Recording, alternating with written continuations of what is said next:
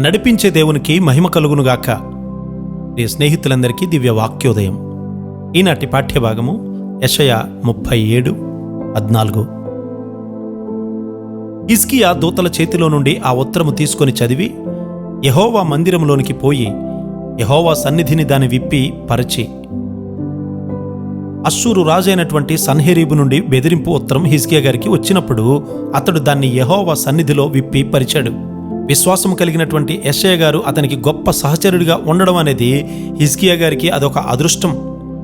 వారిద్దరికీ కూడా వారి స్వంత శ్రమలు ఉన్నా కూడా ఇద్దరూ కలిసి ఆ దేశంలో ఉద్యమం కొరకు పాటుపడుతూ ఉన్నారు. దేశమంతటిని కూడా హిజ్కియా గారు నిజ పశ్చాత్తాపంలోనికి నడిపించాడు. దేశమంతటి కొరకు హిజ్కియా గారు పనిచేస్తూ ఉన్నాడు. ఉద్యమం రాగానే పస్కా పండుగకు ఏర్పాట్లు చేశాడు. దేశము ఆత్మీయంగా బలపడినప్పుడు ఈ గొప్ప పరీక్ష వచ్చింది. మారు మనసు అంటే నీవు దేవునికి చెందినవాడు అన్న కొత్త గ్రహింపులోనికి రావడం.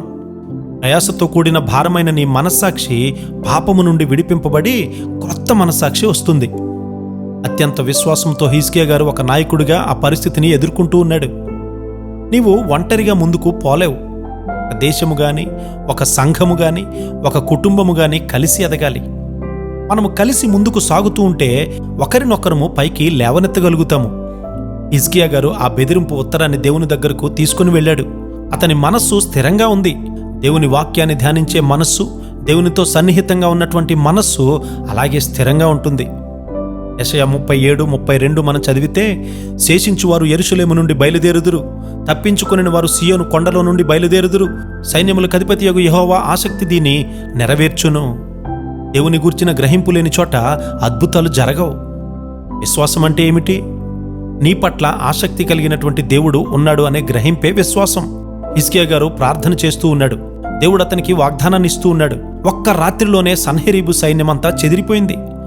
సన్హెరీబు తన సైన్యము మీద ఆధారపడ్డాడు. ఇప్పుడు అందరూ కూడా చనిపోయారు. అతడు కూడా పారిపోవలసి వచ్చింది. అతని స్వంత కుమారులే అతన్ని చంపారు. గొప్ప సంఘటనలు సంభవిస్తూ ఉండగా కొన్నిసార్లు మనము నిర్లక్ష్యంగా ఉండి ఆత్మీయంగా దిగజారిపోతూ ఉన్నాం. ప్రార్థనకు గొప్ప జవాబులు వచ్చిన తర్వాత సాతానుడు దాడి చేస్తాడు. హిజ్కియా గారి జీవితంలో పొగడ్తలనేవి కూడా గొప్ప ఉపద్రవాన్ని తీసుకుని వచ్చాయి. ఇక్కడ అతడు అపజయాన్ని పొందాడు. మనము బోధించేదానినే జీవించాలి. విశ్వాసంలోనూ ప్రేమలోనూ మనము లోటు కలిగి ఉండకూడదు. అట్టి కృపాధన్యత దేవుడే మనకు అనుగ్రహించునుగాక. ఆమెన్.